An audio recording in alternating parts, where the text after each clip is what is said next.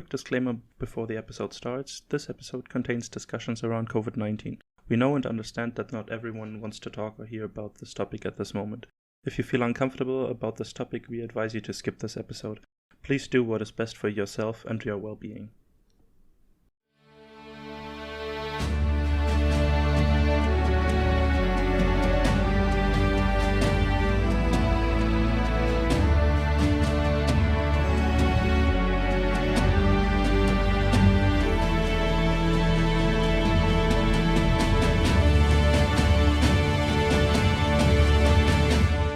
What's up, beautiful people out there? How That's are you a nice doing one. today? Yeah, I'm good. I can't complain. You're Just doing good? woke up a little early shift, so on and so forth. 6 o'clock in the morning, heading to work, but Those that's early just normal shifts. stuff. Yes. I hate him. We should get right into it today because we have two guests with us and we don't want them waiting too long today. So, what happened this week? Do you want to start with that? Just go right ahead. You can start. Okay, what happened this week? I need to look it up right now because we have chatted so much. This is why I wanted to ask you if maybe you knew or something. Okay. Same. Yeah, I'm sorry that I'm not really organized there. Yes. I have today, yesterday, reached over 400 followers on Twitter. Congratulations, by the way. Yes, thank you. I'm completely overwhelmed by this community. I can say that every day. Like every minute I could say I'm overwhelmed by everyone. And I have now decided to do a dice giveaway, or at least a store credit giveaway. I have partnered, or not really partnered, but asked Beholder's Gaze if I'm allowed to give away one of their gift cards for £25 sterlings. And yes, I am allowed. So on Twitter right now, there should still, when this episode releases, be a dice giveaway, or at least that gift voucher giveaway for anyone to enter. And yeah, you need to retweet, like, follow me, and don't forget to use your favorite GIF when you reply to that tweet, because I want new GIFs I can use. Because the GIFs I have been using become quite old when you're using them so often. So I decided I want new GIFs, and people have given me so far very good ones. Yeah, there are some pretty good ones in there. So the next big thing that happened this week is we joined a Discord server, the Hope for TTRPGs Discord server. It's one of the most wholesome Discord servers and communities I've ever been in, to be honest. If you are not already in there, go on, check it out. It's awesome. You should check out Hope on Twitter as well. And when you ask her or in her profile, there's the link to the Discord server. And it's really wholesome. There are some great people on there, and I can't name them all, but I'm gonna name a few. Obviously, Hope, our bright, shining light in this community. So wholesome of a person. We have, and I'm sorry if I mispronounce any name, Mecca from Check These Out. Caden's Chaotic Stupid Media Caden. We have Titanomancy RPG on Twitter, and because M from M's Characters and Monsters or something, I'm sorry if I am using the Twitter handle wrong, is also there and just has written something, which is why I am reminded of M. Yeah, all great people. There are so many more. DM's Chronicles is someone as well. M's Campaigns and Characters is the name on Twitter. Yes, great people, amazing stuff.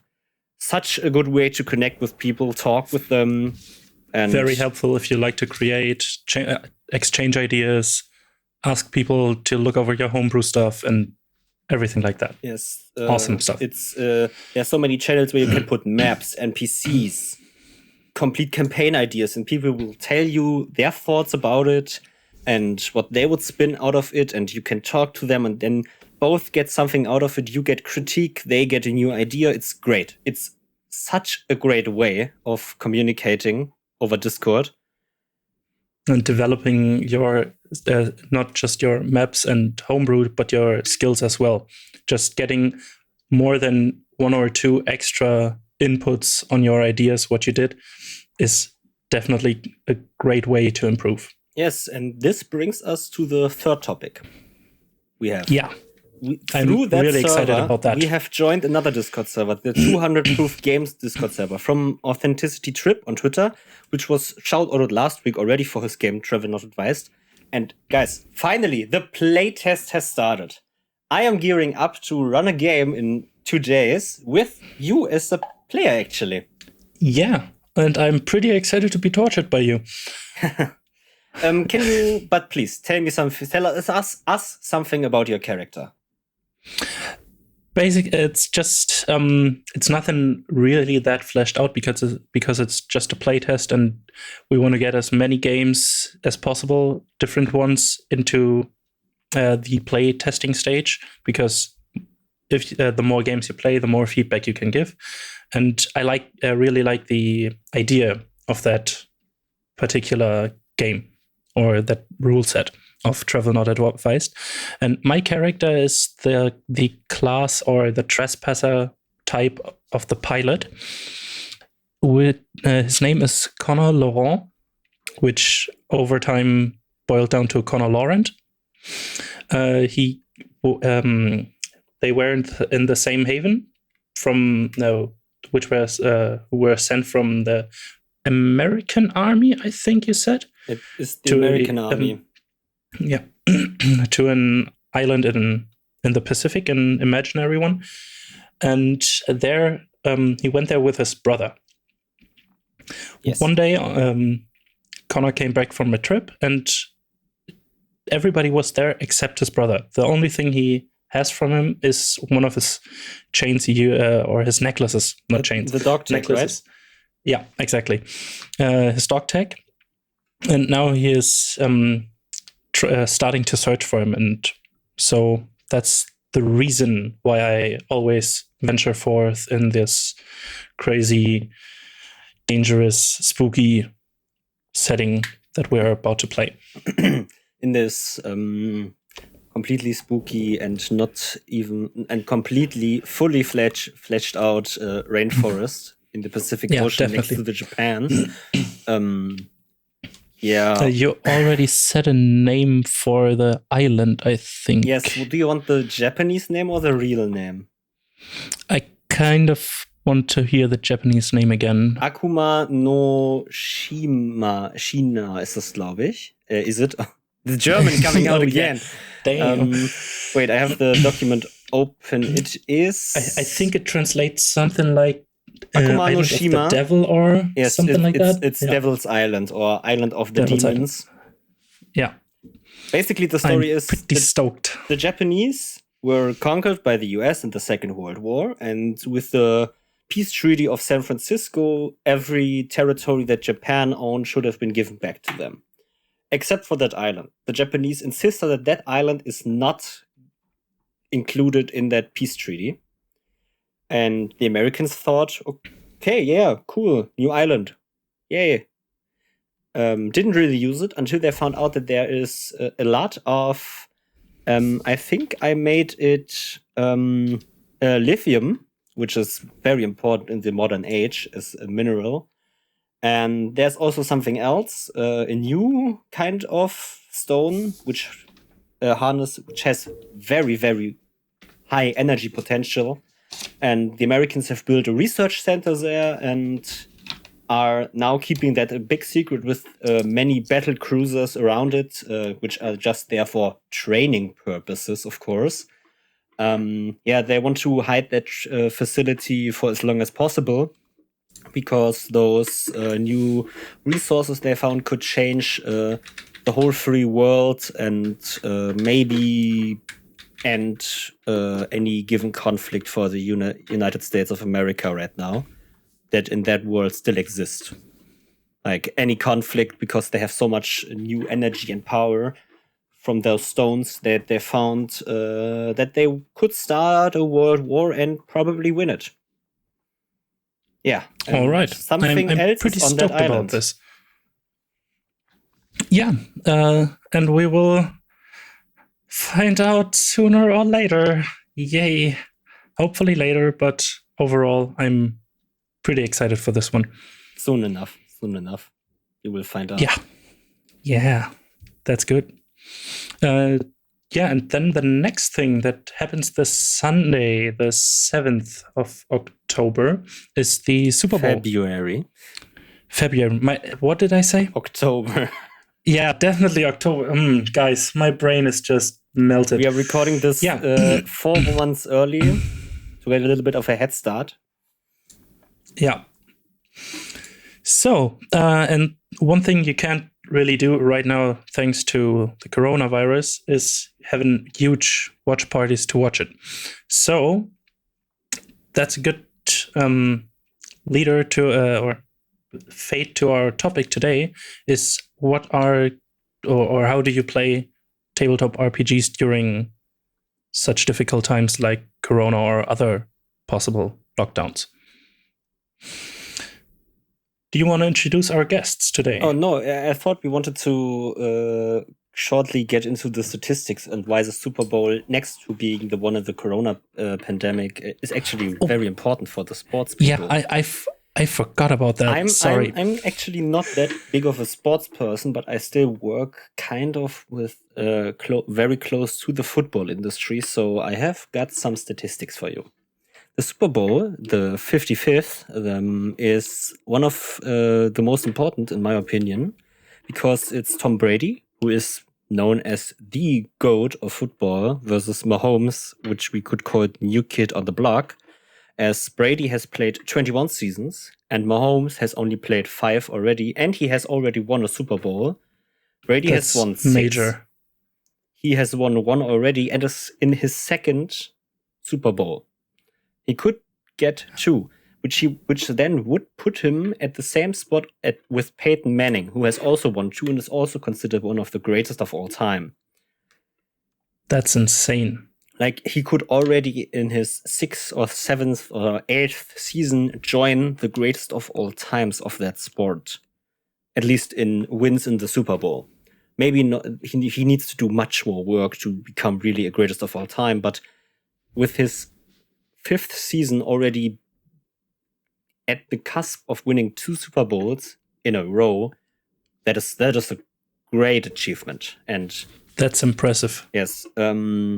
Brady, of course, changed teams to the Buccaneers this year. And because he is at the end of his career, at least I think so, he's 43 years old. That should be right about the end. There.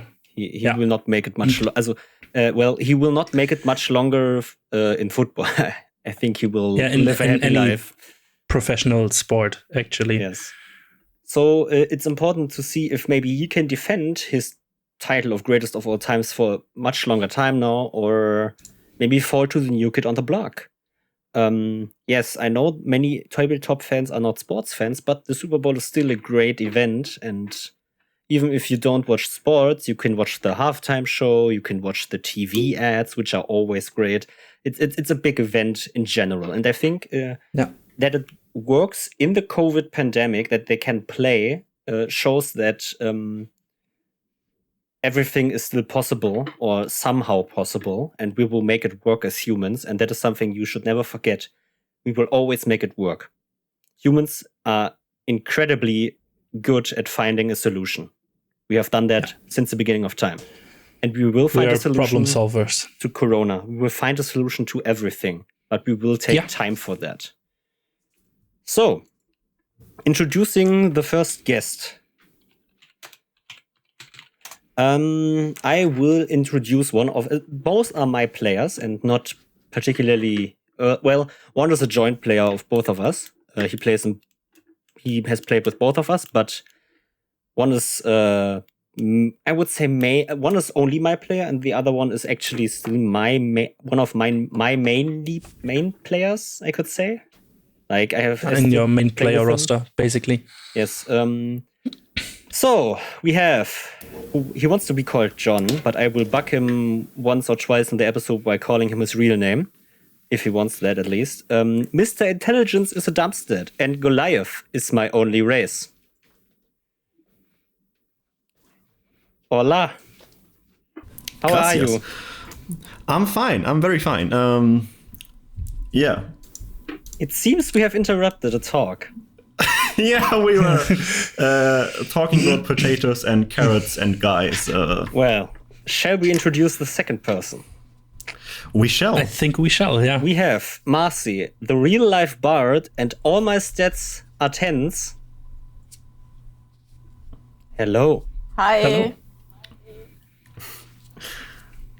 So you were talking about carrots and potatoes, you two. Yes, we were. Because she is allergic to carrots, but she likes the plant. So she keeps taking the plant, but then doesn't want to eat the carrot. All right. Great conversations, everybody. Great conversations. Yeah, that's the real stuff. So, before we get into the big topic discussion, we wanted to give the word to both of our new guests, or at least say guests. Maybe you guys will come on a later episode again. So, who of you guys wants to start introducing themselves correctly? Well, what's more correct than Intelligence is Dumpstead? I'm John, I'm 21, I'm from Germany, I don't know. And I love playing roleplay, but I dislike playing roleplay online, so there's that. You want to talk a little bit more about yourself? Like, how have you started the game? How... Well, I started the game like many years ago. I don't exactly know the amount, but it started like with on the school playground with just talking stories to another and having characters in the stories, and they doing stuff without any dice or pen and paper or stats, or just a plain old story. Then a friend of mine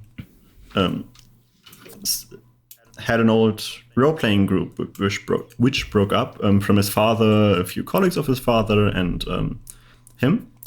So me and my friends were introduced to them and got playing in that group, and that's how it all started. And then we slowly made our own groups and tried to get other people into roleplay, like Marcy here. And yeah, it kind of spread it, and now we have almost a whole community of roleplay. Great statement. So, Okay. Yeah. Marcy, Yes. do you want to go next? Yes, yeah, I'm Marcy. Go right I'm ahead. 21. I'm from Germany too. I went to school with John and Emil, and I'm not allergic to carrots. And basically, what John said is my story too. They started introducing me to role-playing game in like 11th grade, I guess, which is 5 or 6 years ago now. So it's been a while, but yeah, still I feel like I'm not an expert at all on any role-playing stuff, but it's fun, and we meet up like every other week, I guess, right now. Sometimes it's only once a month, and yeah, that's it. okay, I have one last question for both of you, and I want Marcy to answer first, and then my. John. Okay. What is, in all the years you have played, your most favorite character you have ever played? Hit me. That's a tough question, dude. I know. That's a tough one. And they don't know that I wanted to ask this. They didn't know it. I didn't either. I guess I created a character that was really well thought through. It was, I think it was the only time that I played a male character. And it was someone who was like,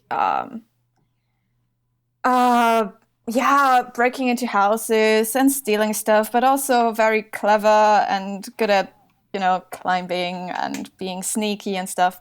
And he had a dog, and it was a really nice character, and he died that exact same evening that I had created it for, which was really sad. I remember. Yes. I would like to say that was my character that killed her, but not me as a player. That is true. I was a master, and How did Emil this got happen? If I substituted for a might girl who ask. took Emil's character and who was an assassin, to be fair, but How exactly did this come to be? Well, I mean, it was actually it was kind of the start of the session, like first third. And That's rough. Emil's character, played by a girl, was walking in tavern and was talking to Marcy's character and blah blah blah, and Marcy somehow said, "Yeah, I have 30 gold pieces on me," and so basically she went from the tavern somewhere else, and the assassin character followed her and stabbed her in the valley and was like, "Well, I've stabbed people for less money," and took the money. So that was really, really. That was something. That's I a can rough tell you one. that. Because she didn't. I mean, also as a master, she didn't make her intentions clear. We're just I follow her, and I'm like, I mean, sure. No, it's always shady characters doing shady stuff. I don't know. And then out of That's nowhere, just the usual. I stab her. And roll the dice, and dead. Well, that's exactly how an assassin would work out of nowhere, right? Yeah, but I know. But the player, I don't know, saying to the master, "Yeah, I know, I'm following her, trying to find an opportunity to stab her or something." That's something. No, just straight up. Just cold-blooded murder. Yeah. So I mean, I did save her by some divine intervention shit because it was the third half of the goddamn session, but I don't know how it's played out from there. Yeah, I think it deteriorated into she is very hurt and was still pretty useless for the rest of the evening, but not dead. But not dead, yeah. Hey, So, at least John. you were still alive. Yes. Hey. Eventually, I thought this was a difficult question, but well, the main group I played, the one we first started with the friend and his father and stuff. I think the character in that group is my favorite character because it was, I think, the most thought ever put in a character creation. We wrote a whole background story. I mean, we do that for most characters, but this was really detailed. And even after the roleplay, I started writing about his family and stuff like that, and made a whole background for the character, and the development over the years was pretty big, and I think it's a character I have the most emotional bond with, and it's just the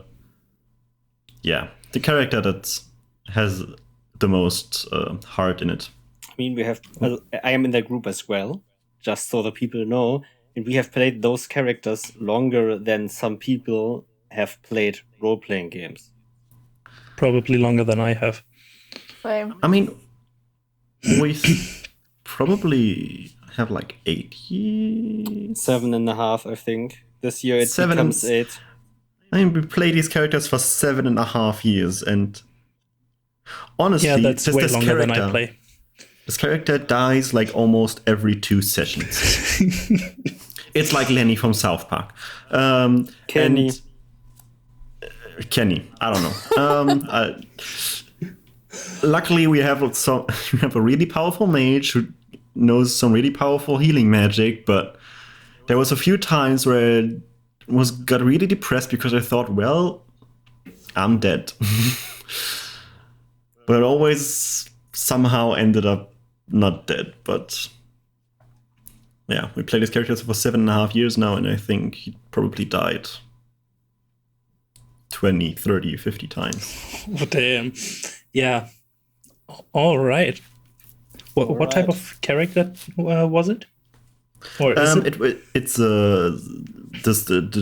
It's basically a bard from D&D, but without the musical stuff. So All right. all about seducing and deception and Seducing dragons. seducing dragons. Exactly. Slaying bitches and slaying witches, or was it the other way around? Or I both. don't know. Both is good. I lay them, then they slay me. That's how it goes. That's how it goes. All Then right. the rest of the group slays those witches or those bitches Yeah, hey. Or both. or both. Who knows? So Did you guys ever had intercourse between two characters in a session? I am trying to think of it. Yeah, You mean I- two I- player characters, right? Or is an Yeah, NPC because- okay as well? I mean, I remember you told me something about a group where two of you guys did some bondage to another character and then left him for... I don't even But I don't remember know. that. I can tell you it was a group. It was a game UDM because it was a very chaotic one because we were only 3 players and the DM, you, and I played a complete weird character. She was a sex worker, so her whole Alright. shtick was seducing men into giving her all the information and money she needed. So yeah, if an NPC counts, yes, she definitely had that. I don't think she had any kind of intercourse with the player character, though. At least not in But no- those sessions. But no, I explicitly mean like two player characters somehow ending up in bed. That's a whole topic for another episode. I think the social interaction between Yeah. not the intercourse part, but the whole is how are inter PC relationships handled? Because the thing is, you could say maybe the player of the one character does not have the player has a crush on the on the PC of the other person, not the PC on the PC. Like I see. Yep. Yeah. like it's hard to I think, well, you To stay in character.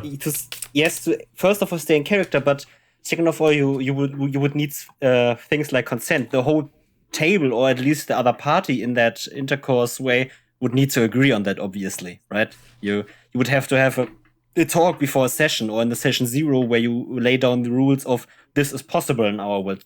In our world, you two could become a couple. Yeah. It's not something you can just do as one of the players, and the other players don't want it, then you have to stop. It's Yeah. like in real life. True. Always give consent. I always have a session 0 with my girlfriends. Well, man. All right. Sitting at the table. So let's lay down the table rules. On this table, we are allowed to fuck. On this one, not. Let's lay down some table rules. Yeah, hey. It's important to know which tables are fine and But that's an interesting Which are not. question. Really. yeah. I think we will need to do an episode on player character relationships and intercourse and all that stuff. And all We the definitely naughty need to. and all the naughty stuff, how someone handles their table. Maybe I can get a friend on Twitter to do that, to come for that as a guest, because I know she does that a lot at her table. All right. Very interesting topic. I like it. All right. I Very like interesting. it. Okay. That's Yeah, his so- words, not mine. True. Should we move on, Yes. guys? Yeah, think sure. we should I move think on. we should. Yes, I have an opening statement I wanted to read to you guys. You Great. 3 don't know the statement. I do. And I Yeah. think it's a great statement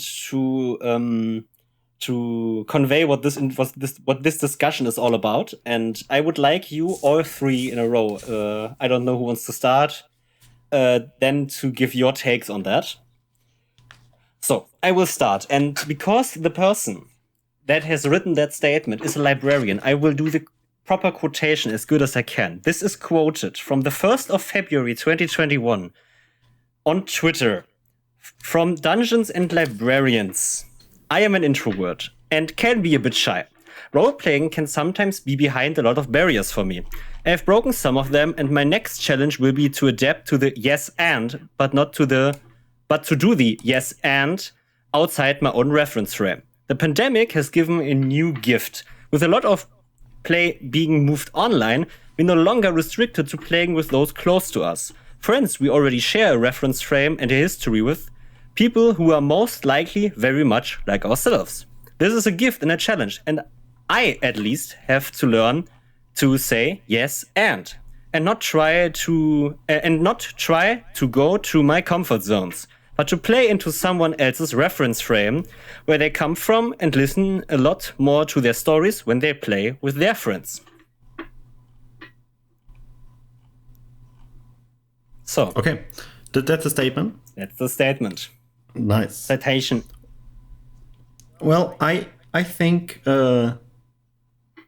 it's always good to open up for new stuff, and especially in like role playing stuff, because every table has its own rules, and every group has its own rules. So if you start playing with another group, you will pretty soon discover that it's not at all like your own group.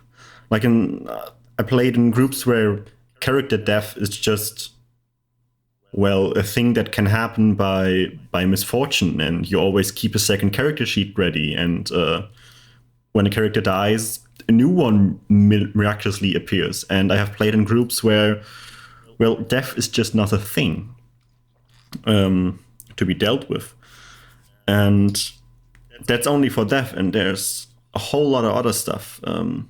There's groups that have a really low eco setting where the master always makes it really hard to get money and really scarce, and you have to fight for every item. And there's groups where the master says, well, I don't want to care about money, just say you have a lot and you can buy stuff that's not too expensive. I don't know. And it's true, especially when everything is online. Even though I personally don't enjoy online as much as I enjoy offline, I think it's a great opportunity to just connect with new people, and especially as the introvert, just to, try out new groups. It's really low investment because, especially with Discord or something, you just say, yeah, I'll be there, join in and talk a few hours, and then you can see if it's good or not. Yeah, I really can't add anything to that, what John said. It's, for me, exactly the same. You have so many new opportunities, but at some costs, what we will discuss later, or later in this episode at least. But yeah, so you can try out new rules or get ideas for rules at your own table by playing with others and other groups and stuff like that. That's awesome. Or it has awesome possibilities, to say the least. Well, I guess it also depends on what big of a role-playing game plays in your life, because like when you spend much time of your week anyways on preparing role-playing games and playing it and writing stories and stuff, then I guess it's a really great opportunity to have everyone in the world sitting at home and having time for their hobbies like role-playing games and really engage more in that, and also do what you all said, like learning new stuff, talking to other people about their role-playing experience and stuff. But if it doesn't play that big of a role in your life, like for me, I play every 2 weeks for 4 hours, and then maybe I spend 1 or 2 hours on writing stuff about it, or whatever, like when you get a level up to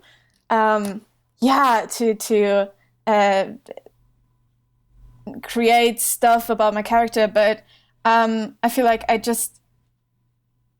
maybe I would have the time, but I don't take the time to do that, so it's not that like big of an advantage. Because it's just it would be more work to put in that. Yeah, but as John said, I'm also not that big of a fan of online playing. Which is exactly the reason why we have you two here right now. but I wanted to get to one thing John said before. You said it's great to try out new stuff and get on Discord and talk a few hours. Why aren't you doing it then? Well, so what I was meaning is like the investment is really low to just go on Discord and like talk a few hours. I personally don't enjoy it that much. That's why I'm not doing it. But I could see how it's like theoretically it should be awesome. It's like I don't know. It's like if you don't like cheese, but you see pizza and be like, yeah, that's good. I don't like it, but that's good stuff. I see. Like you agree that the concept is like the whole online connection made it very simple to try out new stuff, but you personally don't really like it and do it because of that. Yeah, but the concept is amazing. To just play with everyone all the time, whenever you want, with just one click is, that's amazing. So you would say that the invention of, the internet obviously is a great invention, but Wow. Yeah, the concept of playing online, be it you like it or not, is great to connect with people. yeah. That's the topic that's the thing we can all agree on, I think, right? Yeah, but actually I feel like it's a difference if you can always do that no matter what. If there's a pandemic or not, you can always go onto your computer and talk to other people from all over the world. But now you have to do it. Like there's no opportunity to meet up in real life. So you have no other choice than doing it online. And that is, I feel like that's a huge point of why it's not that fun, because it's not your own choice to do that mostly.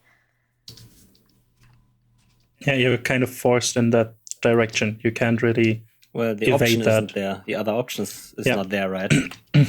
Exactly. I mean, there are people that have played online before the coronavirus. I know now a lot of them because, like I said, because the problem is we all grew up very close together when we look at the world map. We all grew up in Berlin, right? Yeah. Yes. So we all come from the same cultural background. We have 3 of us have gone to the same school, have done the same A-level exams, and 2 of us are still nearly every day would have been together at university. In John and me, we study the same. We are sitting more or less next to each other every day at the university. Yes, the thing is that you can meet people from different states. Like I could start playing with a person from America, which wouldn't have really been possible if I would have said we want to play in person, because that person can't be there in person. Yeah. But You just had to open your bubble to other realms or other possibilities, because you're forced to do that thanks to the Rona. Yes, I would have never thought to play online until Corona came around. well, Same for me. That's the thing, because you said like people were playing before the pandemic online, but since everyone is forced to do it, it develops much faster because everyone is doing it. So new opportunities and new ways of playing online get refined and better, and everyone gets more accustomed to it. So since everyone is forced to it, it gets better over time than when there is just a theoretical possibility of playing online and some people sometimes doing it. Yes, definitely. I have a statistic for you guys. Okay. Well, not a statistic, just a single stat, actually. Since April last year, I have moved all my groups online.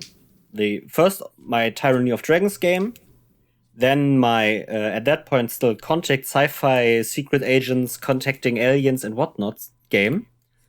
That has since ended, and the D&D game that came after that, Phantoms of Chaos, they are all online since April, more or less.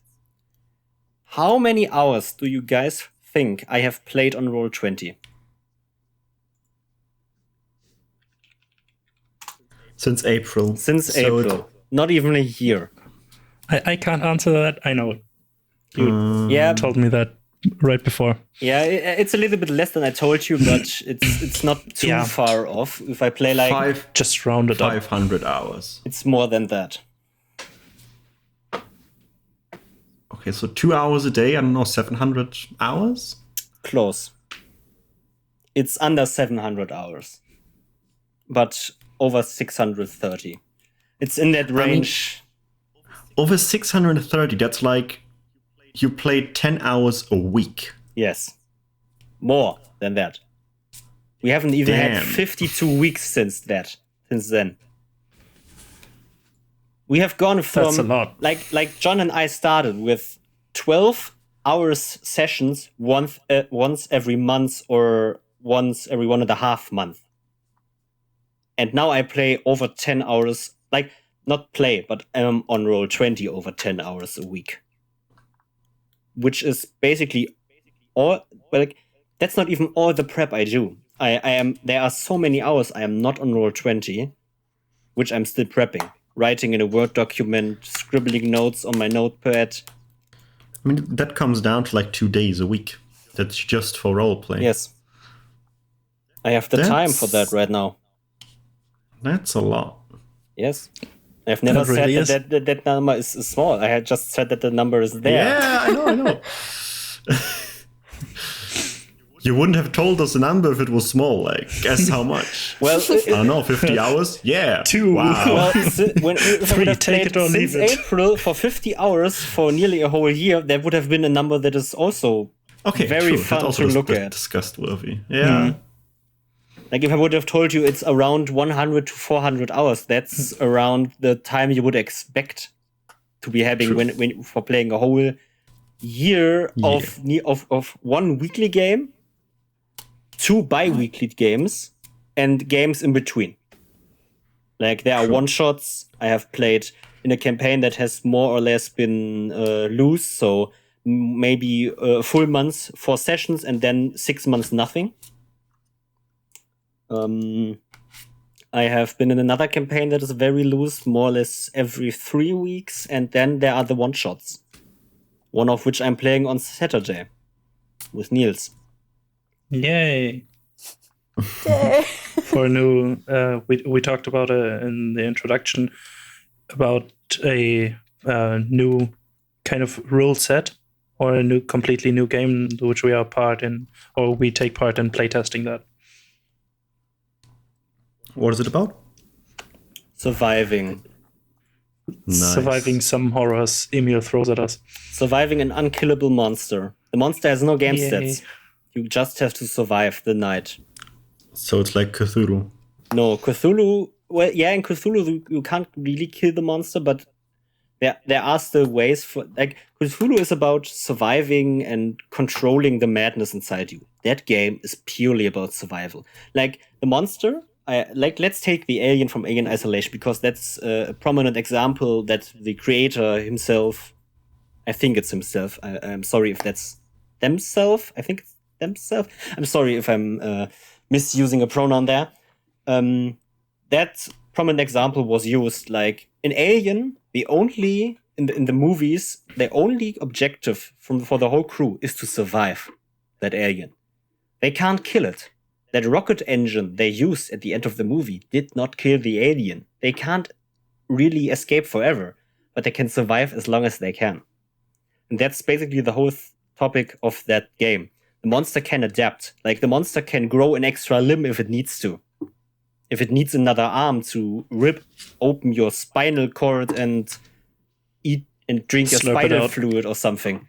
Yeah. It's a game really about just torturing your players mentally. There are so many mechanics. Like if I tell you the names of the mechanics: stress, dread, panic, Yeah, trust, and teamwork. Scary terms, right? Yeah. When those are the only terms, yeah. When dread is a positive thing, or one of the few positive things, it's crazy. Damn. Yes. Yeah. Like I would say, if we are on the topic of another game systems, I have never tried so many new game systems, or at least have seen them since the start of April, which is basically, I will just say April is the start of playing online for me. And I know Corona has been around a lot long, well, not a lot, but sometime longer than that, because we have actually, 3 of us, Marcy and John and me, played another horror one-shot while, I think it was the 1st of March. Maybe. That has nearly its end of... Yes, I think it was the end of February. It was either the 28th of February or the 1st of March. Or at least Should be. the space between. Like the night of that. We have played the whole... 2020 was... there was 29th of February. 29th, okay, yeah, but then that day. It was definitely the last day of February. Okay. Anyway, the whole you weren't supposed to meet more than one person started later that year. So at the beginning, where Corona hit it, we still could play in person. But that was the last game we have ever played in person. No. I know that. Well, the last one that you... Yes. I forgot about that one, yes. Which one? The Smurf game. Oh god. Yeah. I know. Like Niels and I have this inside joke. There comes the German out. Like John has just said, "Oh God," not "Oh God," but "Oh God" with the double T. Yeah. There comes the German again. Yeah. Well, it happens. In great lot. times of disbelief. Yeah, especially then. So I have a question for you guys. Great. It's a simple question, and we have more or less already talked about it, but I want you guys to more or less do it in 1 or 2 sentences. Yeah. What has been your overall experience online, and how does it compare to in-person playing? You want us to answer that in 1 or 2 sentences? Well, both of it, both parts, in 1 or 2 sentences. You can split that up. I want just a short statement about that. Okay. Like, I feel less pressured, and I can concentrate less. That's the 2 sentences. yes. Okay. And yeah, those are the 2 sentences, and they also do it both. Here's done the comparison. So, Marcy. I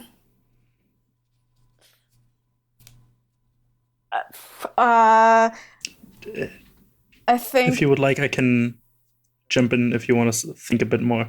No, that's fine. I think that it's a great opportunity while there's no other. Like, when there's a pandemic, you need to do it, and then it's great to do that. But I definitely like playing in person way better.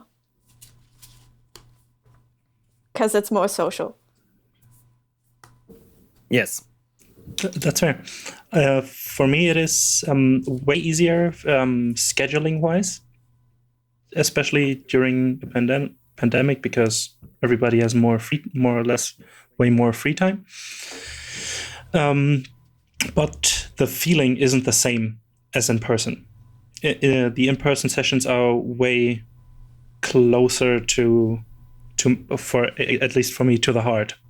They're a bit more rememberable, if you want to say that. Yes. Well, I have to say, I remember 1 or 2 sessions quite fondly that have been online. First of all, the biggest one, the last contact session. Oh, yeah. That had to be played online because I didn't want to wait until the corona pandemic was over for the last session. And it was a session that I think my players handled great. I mean, that was one of the most emotional sessions I think I had. Just because it was such a huge conclusion of a session of a campaign that was like years long, and so much goddamn happened. And well, but the thing why it was so emotional and so great, the session, I think was mainly because of the whole background stuff. Because like whilst the session, I remembered when back in the day when we still were in school, we meet up in my garden and put up a tent and then stayed there overnight playing roleplay game and stuff like that. And just the whole, I don't know, it was one of the most amazing sessions I ever had, even though it was online. No, not saying that online sessions can't be rememberable, but that's right. The in-person sessions do it with a more or a higher frequency. They have just a better feeling, and I think we can all agree on that. Yeah, like when we would have been in person, I would have fucked every player after one another. Like I would have fucked everyone for that journey, because it was the first campaign I have ever run from start to finish, and I couldn't believe that we have actually finished that right now. Like I was starstruck for like 4 hours after the session has ended and everyone was gone. Yeah. Same for me. Yeah. Like the same day was an esport tournament I was watching. I couldn't concentrate on that. I was only concentrating on what in my head that session was, and I will tell not yet, not in this episode, but in some episode later on, when we will talk about last sessions in a session or something, I will tell the story of how my players did it, because I really like how they caught on to the little details I put in there. And one of my players caught on the big reveal very early on, which I very much enjoyed. Yeah. You can say that it was you, John, right? You know that you caught on like at the beginning already. I don't have a vivid memory right now, but probably. Yeah, sounds like you were the one to catch on like first. You were, maybe because you were the one that has never played the last sessions because you didn't want to play online, and I was okay with that and just played with the other that still played online with me. Yeah. And maybe you caught on because of that, because you didn't have that emotional bond to the one character that was so crucial there. Ah, yes, yeah. Like the rest of them learned to not love this character, but understand it somehow and see more or less work for that character and see them as a guiding as guiding for them. Well, you didn't see that because you never were there. Yeah, that is true. So the plot twist in the end was a plot twist because I never had the plot. Wow. Yeah, it's hard to twist Kinda. twist a plot that isn't there for you.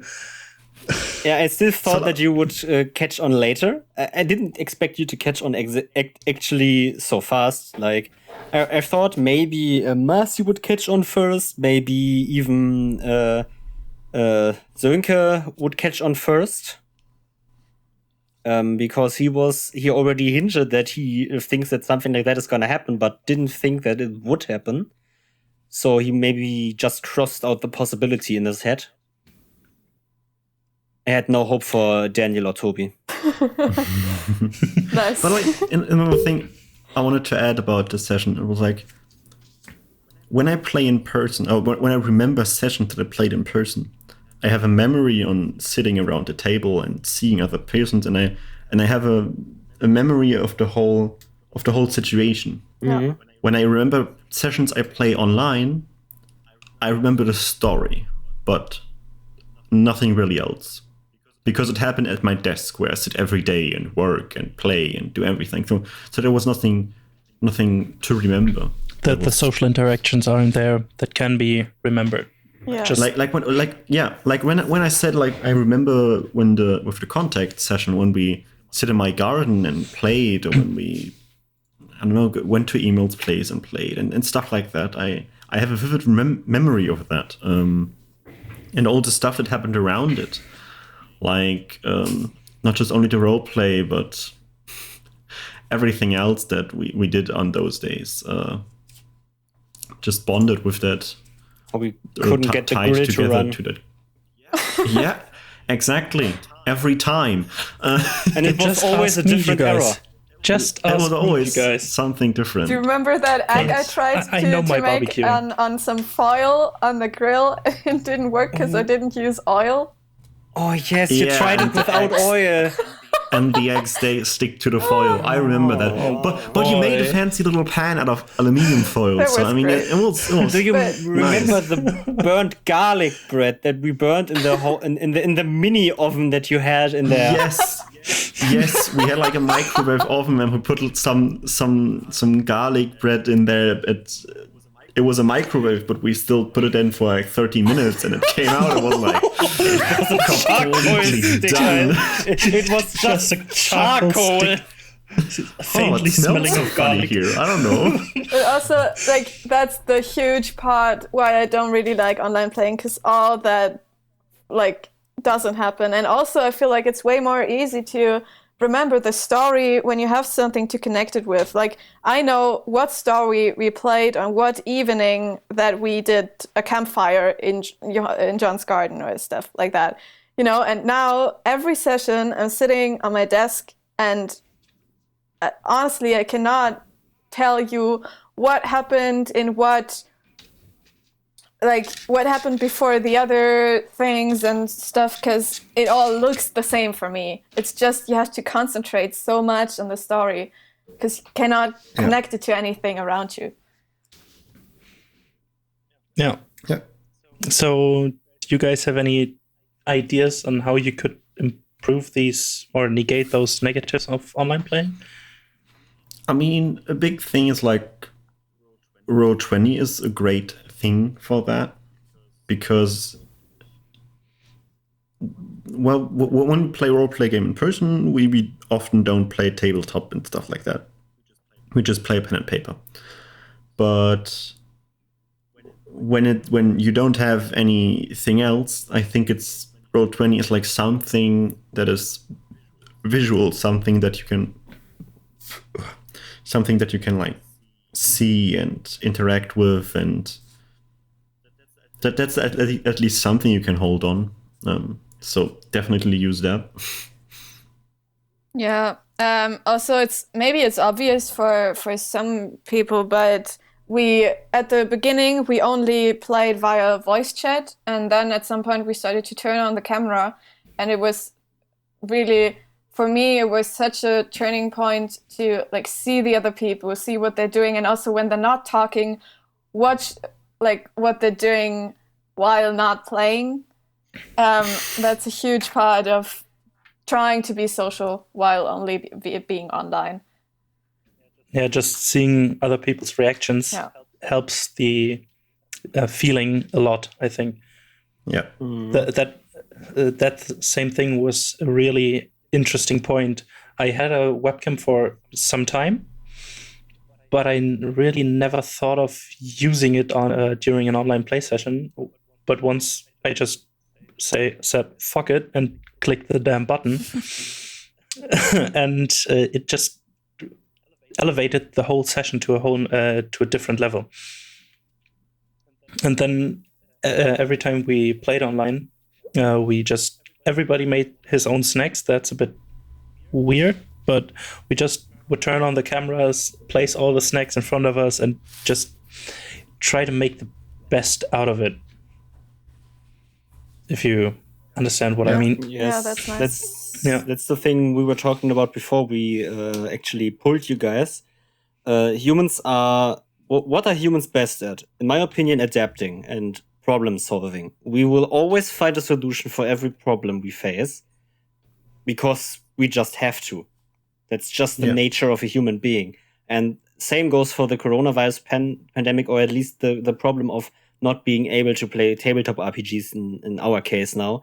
We have found a solution. It may not be the best one, and it may need a lot of improvement. And that is exactly why we are here, to think about how we could improve that.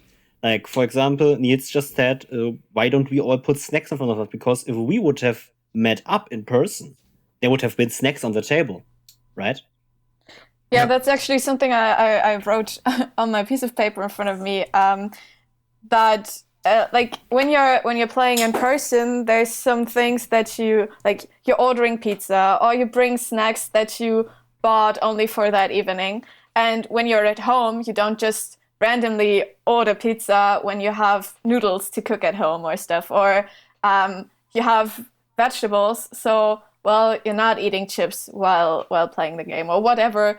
And I think role playing game is in person always something special where you allow yourself to eat something special or do something special while playing. And I think it's really important to take that into the online game.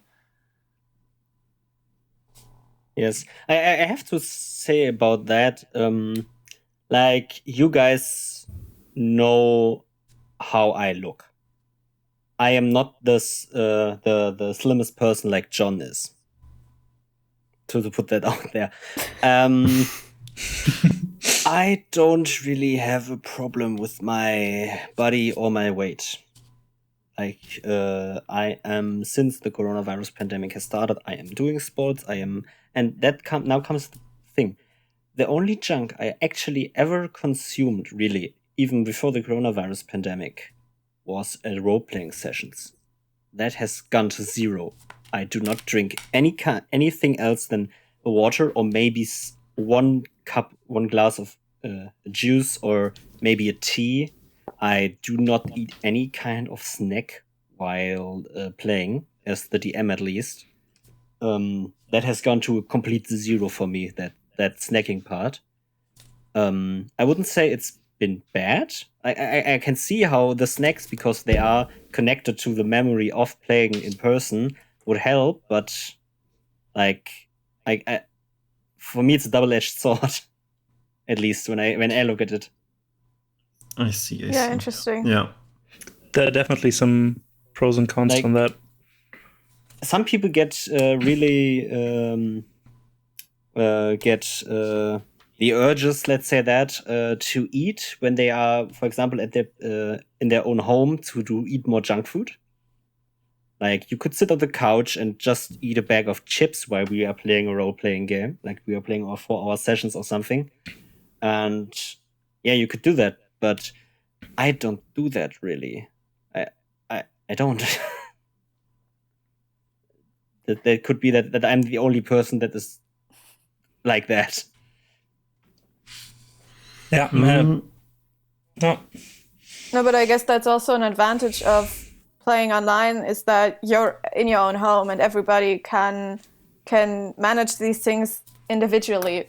Like, for me, I love going to the supermarket 1 hour before the session starts and choosing one of my favorite snacks for that day, or buying something for breakfast that I can eat while doing that. And if there wasn't role-playing game, I would have just, I don't know, eaten cornflakes or stuff. And for me, that's really cool to have that special thing. But also, other people like manage that differently, and that's something that online game makes possible, to individualize how you do these things.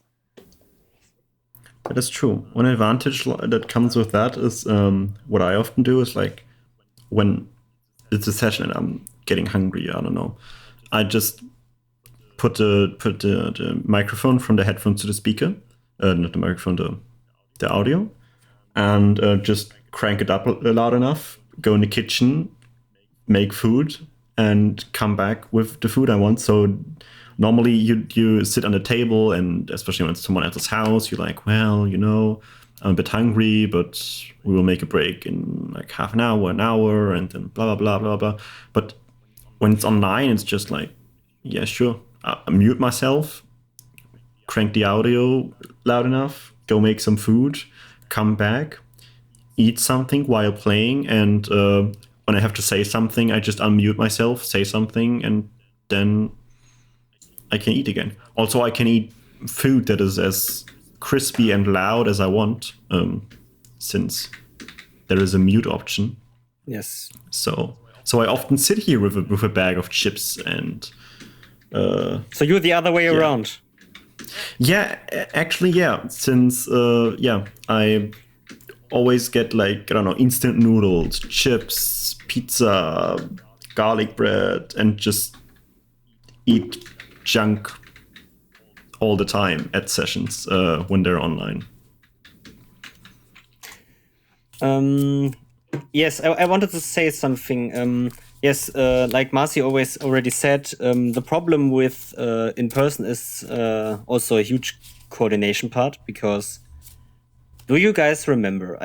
I don't know, but Niels, you guys probably also ordered some food when you were playing your sessions in person?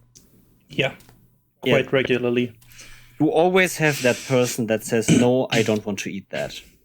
There's always one. Yes. Like, we were never able to order, like, we would have been able to order Chinese food, but then we would have ordered 2 different delivery guys to the same door, one with 6 people's Chinese food and one with a pizza. Yes. Because one guy of us will not order Chinese or at least Asian food. Yes. Like, that's just how it always was. So we never did that. We always ordered burgers or pizzas. Yep. Yeah. In general, the positives of online playing is the easier, not just communication, but planning and scheduling. You don't have the issue that you need to find a common ground on your food delivery, your takeaway, or it is easier to find times in a week where everybody has the time to play some sessions. With in-person sessions, it is a bit harder, because the way to and from the session, after that and beforehand, is time you need to calculate as well. With online, the time becomes this time period becomes nearly zero. Yes. I have talked about this with all of you before, I think. Do you know my spectrum theory? No. I think you guys do, but you don't know the name for it. The thing is, tabletop RPGs are on a big spectrum, and I'm not saying one side is good, one side is bad. Like, I'm saying that the one side is maybe a red light and the other one is a blue light. Like, you can play sessions, like John already said. You could play a session just with pen and paper, but you could also do like 3 story tall miniature towers and all of that stuff. Both is good, right? Both can be fun. Yeah. And both are different ways of playing that game. And I think the spectrum on that role-playing has shrunk quite a bit from both sides into, like, you need a little bit more to play the game, and you can't get as much as you would want out of the game. Like, you can't go over a certain threshold, because that is only achievable in person. And you can't go lower below a certain bar, because you need these things to even play online. Like, you have these tools like Roll20, D&D Beyond, or whatever, tabletop simulator, other virtual tabletops that make it very easy to play the game. And so the spectrum has moved and has shrunken quite a bit, and I think that you can't say it's really, maybe you can say it's worse or better, but I'm not the person to say that. Like, I would say both is good, but like, the one thing has just a different spectrum of what you can achieve and what you could achieve and all that. Like, if you take your hands and put them next to each other, like with a certain 40 centimeters from each other, and then just move them a little bit together, those are the 2 spectrums for playing in real life and online. Like, the standard maybe has raised a bit, because I have been in quite many bad sessions in person, but not so much bad sessions online. True. I have been in many sessions that were better in person than sessions that were good online. But I think the spectrum is just close a little bit. Yeah, the floor has risen, but the ceiling shrunk. Yes, definitely, in my opinion. To say it like that. We just have less space, and I want a smaller room. Get into. I mean, also something that is maybe a bit mean. I don't know, but so I have a ADHD, attention disorder stuff. Yes. So sometimes when I do stuff gets incredibly boring. Like, yeah, it's just it's just like, I don't know, a really boring lecture. In person, I just have to sit there and be like, yeah, woo, stuff like that. One advantage of online play is when it gets really, really boring, I just start doing something else. Until you hear Since your name. No one can see me, no one can hear me, no one can do I mean, that's one advantage for me. I can just do something else without disrupting anybody. I can go on my phone. When I go on the phone in a real life session, that's rude, that's mean, that's something like that. Mm-hmm. But in an online session, going on a phone, scrolling through Instagram, and I don't know, is a big advantage for me, actually. I don't know if I would say it's an advantage for roleplay as a whole, but that's a small little thing that I really like. But, well, actually, about online. I feel the same sometimes, but the other way around. Like, I feel when we play in person and I feel the need to, well, there's 5 players and someone else is doing something and I can't talk for half an hour, then there's always the opportunity to talk to other players who also have nothing to do right now. You can whisper stuff, you can write on WhatsApp, you can do something that has to do with the game you're playing without actually without being the one who's interacting with the DM right now. And when you're doing that online, I feel way more compelled to do something else. Like in the beginning, when we weren't playing with cameras on, I started doing puzzle games or knitting or drawing something that had nothing to do with the game we were playing. And so I feel like that's more distracting than in person. Like it's harder to concentrate on the actual story. I think that it was a very bad idea to take 2 of my players that just say I'm doing something else while he DMs the game at me.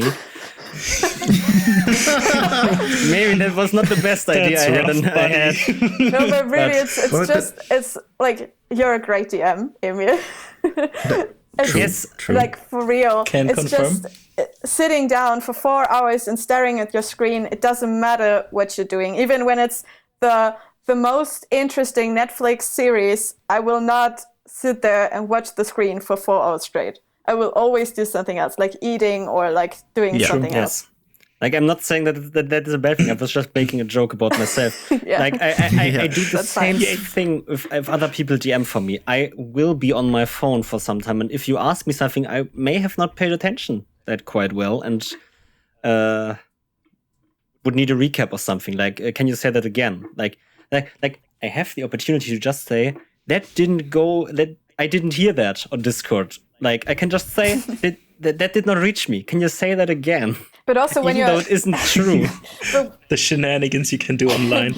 But Yay. like when you're in person, you can just ask, whispering the person who sits next to you without like needing to be loud and ask in front of the whole group to the DM. You can just ask the person who's sitting next to you to not be that embarrassed about you not listening all the time. And when you're Shall I playing let you on a Discord, secret?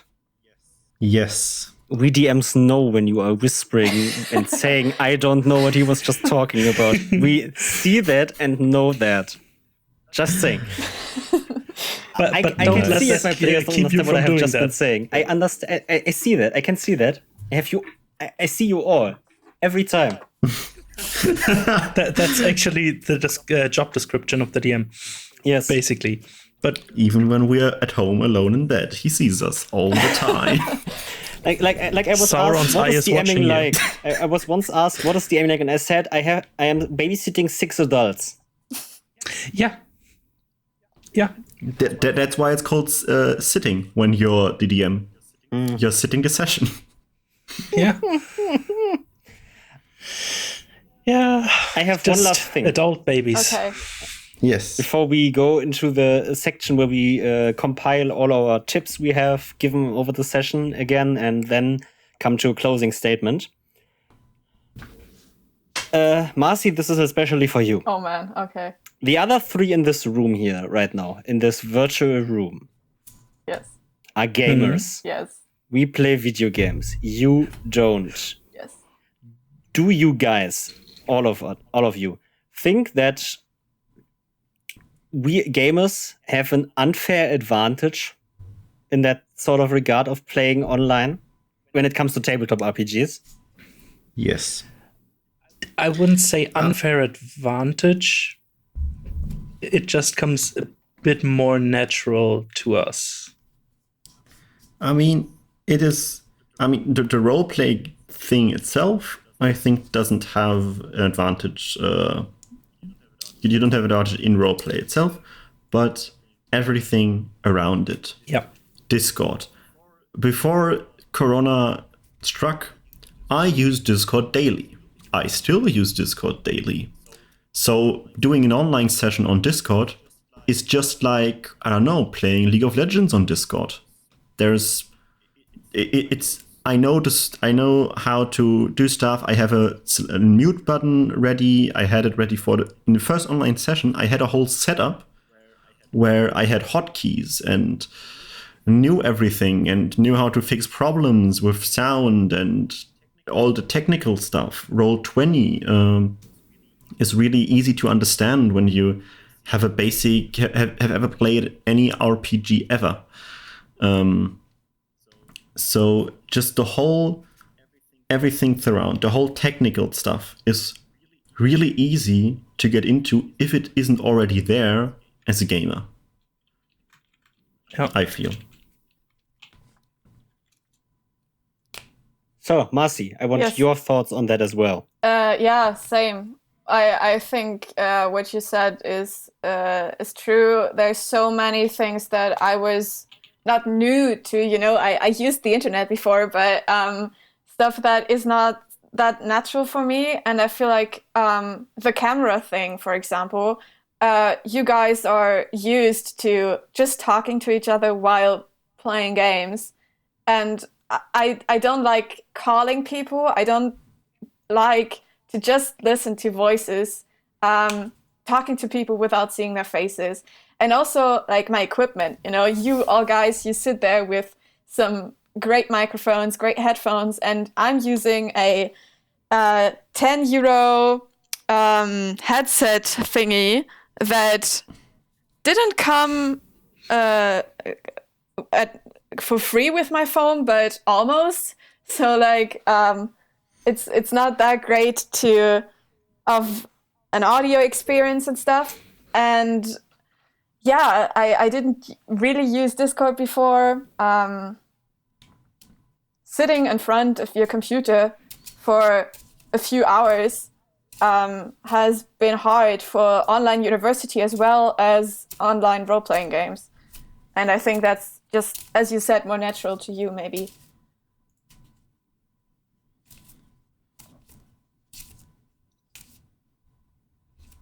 Yes, I would like to answer that. Yes, I like we already all said, I think we gamers don't like the word unfair is very bad, and I use it because of exactly that. I wouldn't say it's an unfair advantage, but we have trained our bodies to sustain like a 5-hour do nothing except sitting in front of the computer and talking. We have trained our bodies to do that. And especially our mind. A big part of that. So, yes, we we were trained to withstand the pressure that can come with it. And like when we started playing online with Marcy, I saw some things that didn't came to us at all, or us gamers, because it felt so natural to us that we couldn't understand the problems you were having with playing online, because we can't see the problem there. Like having to sit in front of your computer, because we can all do that without a problem. Like if we already did. We already did that 100 times before. That the problem just didn't occur to us that was even a problem to you. It just wasn't one for us. Exactly. So, I think we should compile some tips for people out there that what about playing online. Does someone want to start? Then I'll go right ahead. Then my first tip would be, if you snacked in person sessions and you want to keep that, just go to the supermarket and buy the stuff you would usually buy and just set it right in front of you. It creates an easier feel to the whole thing. And if you have cameras, use them. That's the 2 big points I would have. Any other tips? One of the players, especially. Like, you two are players, we two are DMs. Well, don't feel so bad when you get distracted. I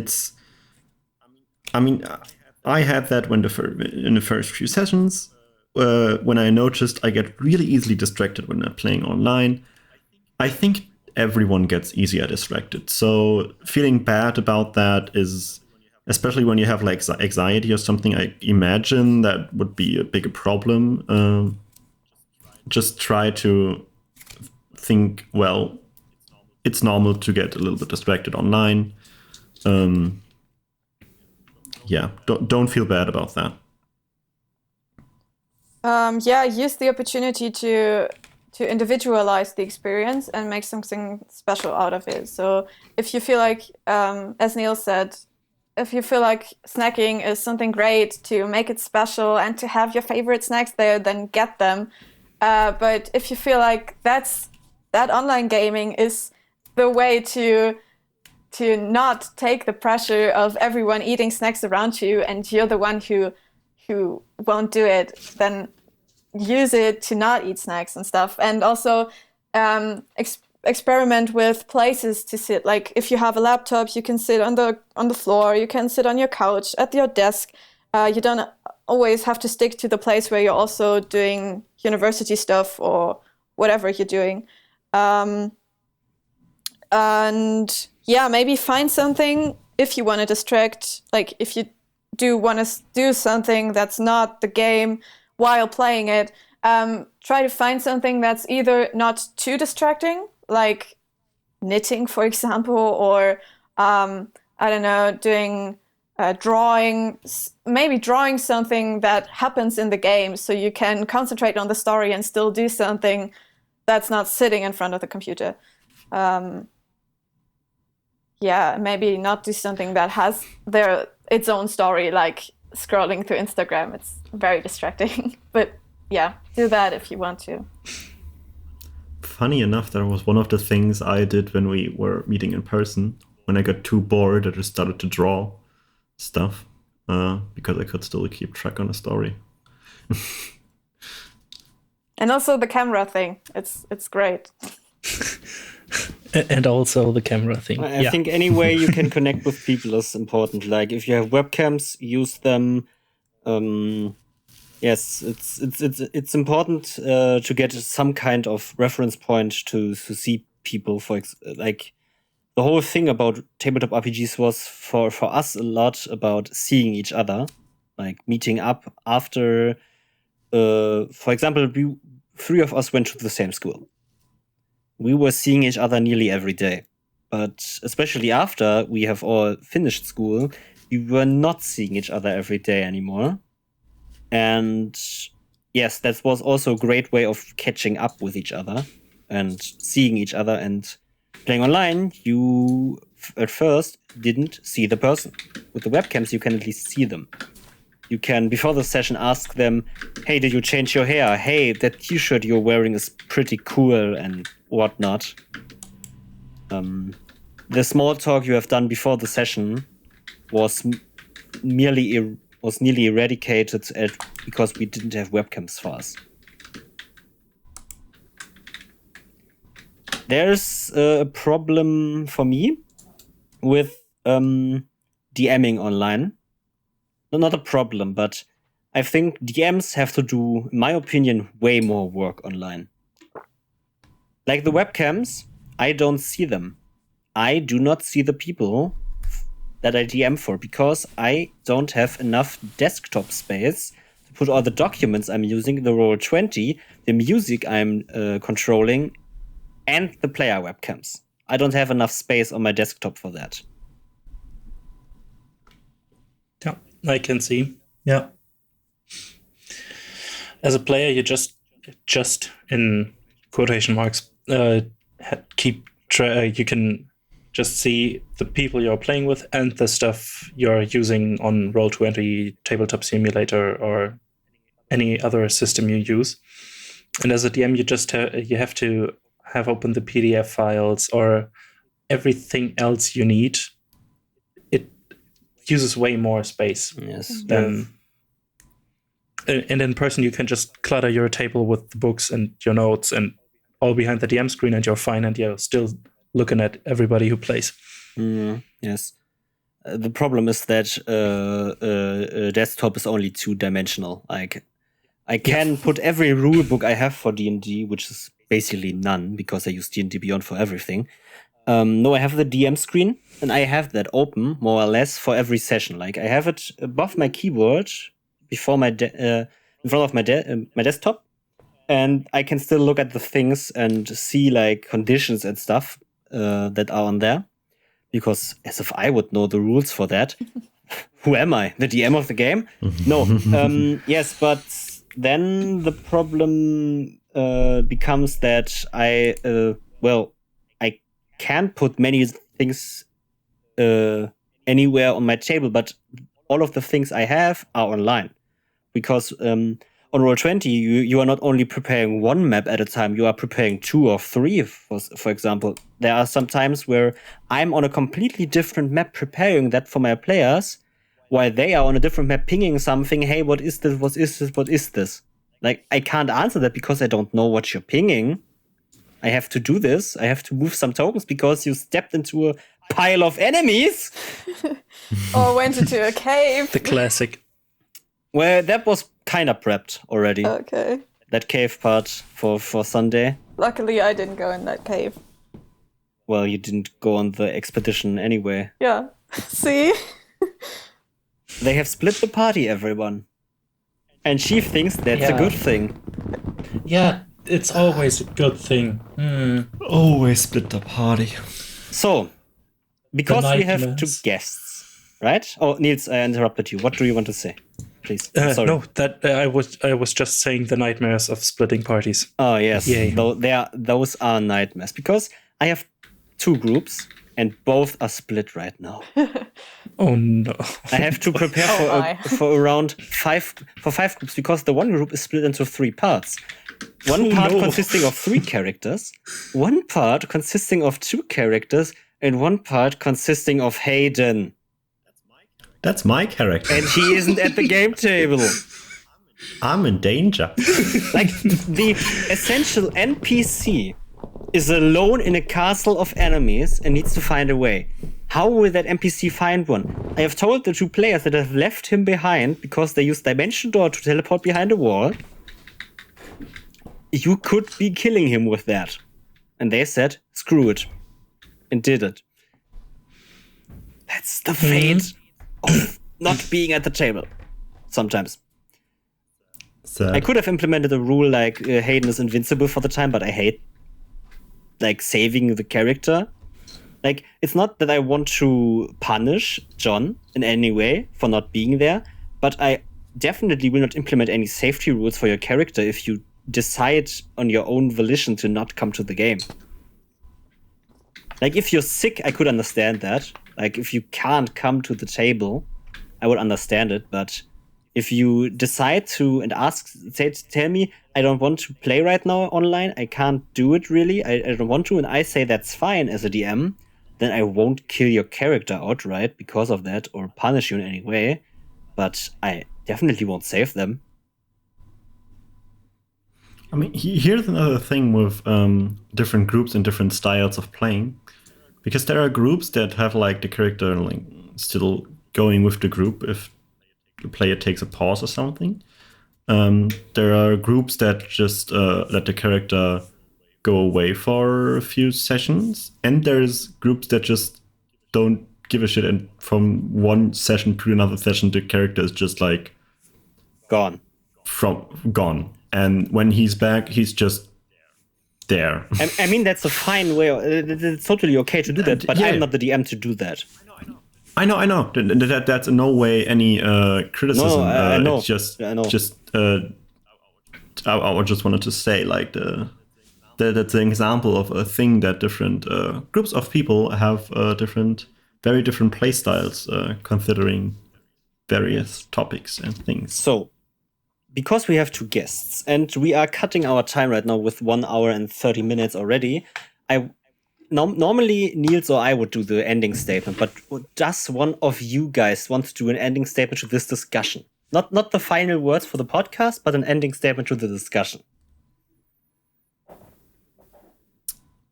Oh boy.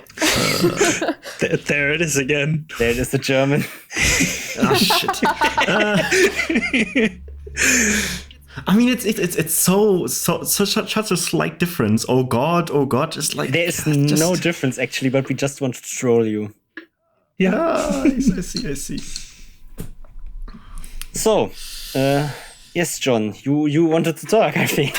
Let's do that ending statement. Yes, of course. The ending statement of role-playing online is: don't do it unless you want to. Great. That is our ending All statement, right. everybody. Yeah. We will not do a second one. Nice. But I think we did not yet decide what the next topic of the next episode will be, Niels, right? No, we did not. Do we want to give our guests 3 options and they choose that option together? Yes, please. Yes. Okay. Yeah, sure. So I want to, because John has talked about it 2 times already, the homebrew and table rules session we wanted to do, like what John was already saying, like what homebrew rules do we use and how should homebrew rules be introduced and stuff like that. The second option will be inter-character relationships or relations in general. you mean That's the inter-character topic we- relationships? Exactly. Like doing the nasty thing? yeah. Like The John, naughty like stuff. John wanted. Naughty stuff. Exactly, because we scratched on that topic as well. And I think the third option should be, how do we go with music and atmosphere at the gaming table? I feel like you already know what we both want you to talk about. I think we do, but we are Yeah, still putting yeah. this to the test. What option are we talking about for the next episode?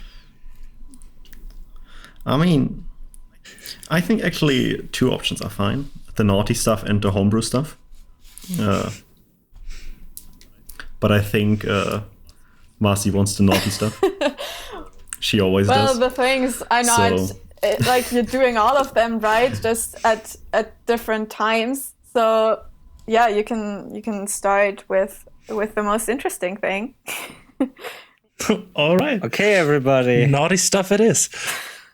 Next session, next week, we will talk about the naughty stuff and inter-character relationships. Please call that episode like that. The naughty stuff. Please naughty call stuff. it Still that. Yeah. We still have no way of knowing how we name the episodes because there isn't one released yet. Yay. Yay. Now you know. So, for today's episode, we first of all have to thank Dungeons and Librarians on Twitter. We have to thank Paul, the Screwdiver, for making the awesome intro theme you have all heard. Like, it's so awesome. I can't believe that we have such an opening theme. It's so awesome to hear that one every time. It was so amazing. Good, isn't it? Can't wrap my mind around it. Yeah. It's such an amazing theme. Like, he has knocked out of the park. Like, Yeah. Yay. Definitely. Do we want to tell him that we didn't even hear it once yet because it will be composed tomorrow? I know. That's what I thought when you started saying that. But I asked Niels, not you. Yeah. I will meet up with Paul tomorrow and start composing. Yes. Yay. It will be a new challenge for me, but we will see how it goes. You will do great. Awesome, as you heard. Awesome. In all 3 episodes already. Yes, because the first episode is to be released on the... Why am I telling this to people at home hearing this? On the 7th of February, because our 2 guests don't know that. Sunday. This Sunday, we will release the first episode. At least we hope so. Yeah. That's the plan. Yes, follow us on Twitter at DoubleDMPod and follow us on Instagram at DoubleDMPod. Also at DoubleDMPod. Is there any way people are allowed and can find you guys on social media? Do you want that? Do you want to shout out anything at the end of the episode? Yes, of course. I just have to Google the English word for something.